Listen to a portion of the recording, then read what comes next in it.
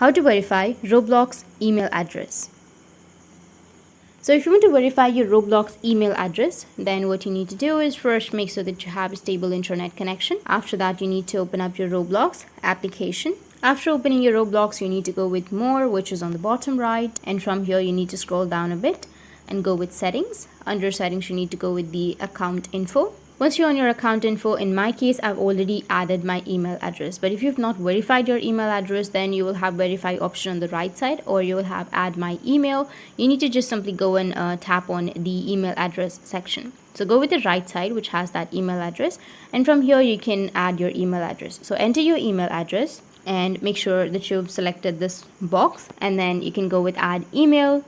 And once you tap on add email, you'll receive a code to your email address. So you need to open up your email, and after opening your email, you'll receive the code, and after entering that code, your email will be verified. That's how you can verify your email address on your Roblox. And if you have any questions, feel free to comment below.